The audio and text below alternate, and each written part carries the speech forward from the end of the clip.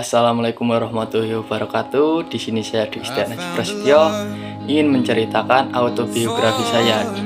Perjalanan hidup saya dari saya mulai kecil sampai saya tumbuh dewasa. Dimulai dari profil kedua orang tua saya memiliki ayah bernama Dario, kelahiran 18 Juni 1971, dan saya memiliki ibu bernama Sukarni, kelahiran 18 Mei 1981. Untuk profil orang tua saya, untuk ayah saya bekerja sebagai petani dan berwirausaha. Untuk ibu saya bekerja sebagai ibu rumah tangga dan sering membantu ayah saya di sawah. Mereka berkenalan saat ibu saya masih bekerja di warung makan. Mereka akhirnya melanjutkan ke jenjang lebih serius di pernikahan. Beberapa tahun setelah pernikahan, lahirlah anak pertama mereka, yaitu kakak saya bernama Ika Novia Andriani, kelahiran 1 November 2000.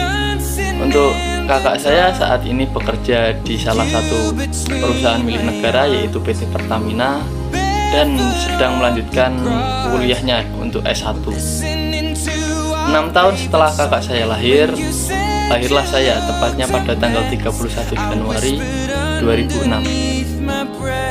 Saya besar di ekonomi keluarga yang cukup untuk keseharian saya. Saya kecil hidup bersama kedua orang tua dan kakak saya. Saya TK pergi di kerompaan yang setiap harinya harus diantarkan orang tua saya. Jika saya tidak diantar, hati saya menangis.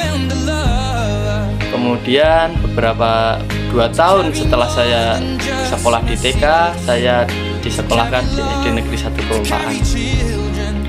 6 tahun di SD, saya belajar banyak hal tentang menjadi anak yang baik itu gimana, menjadi orang yang baik itu gimana. Di sana saya memiliki banyak teman yang selalu support terhadap saya, yang selalu menemani saya, yang selalu mengajak main saya. Orang tua saya juga menyekolahkan saya di madrasah, di sekolah sore yang berangkatnya tiap jam 2, pulang jam setengah 4. Untuk jarak lokasi sekolah saya SD dari rumah lumayan jauh, maka dari itu orang tua memfasilitasi saya sebuah sepeda.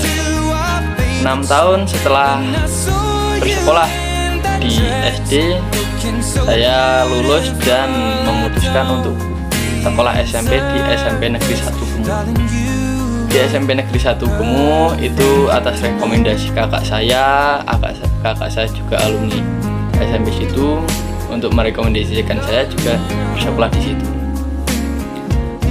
1 bulan pertama sekolah di SMP Negeri 1 Gemu, saya merasa canggung karena belum banyak teman-teman yang saya kenal. Saya hanya beberapa orang yang saya kenal. Tetapi respon teman-teman yang lain cukup bagus, sering mengajak saya bermain, sering mengajak saya ngobrol. Jadi saya lebih terbuka kepada mereka. Beberapa bulan kemudian kita sudah mulai akrab.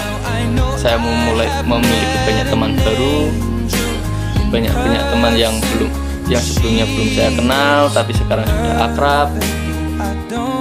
Dan tibalah saya di kelas 9. Kelas 9 adalah kelas yang cukup berat karena saya harus menghadapi ujian untuk melanjutkan ke jenjang yang berikutnya, yaitu SMA atau SMK. Pembelajaran tambahan pun harus saya hadapi seperti tryout, latihan-latihan, dan praktek-praktek lainnya. Tetapi beberapa bulan sebelum pelaksanaan ujian harus terdapat pandemi corona yang menyebabkan sekolah harus libur dan pembelajaran dipindah secara daring.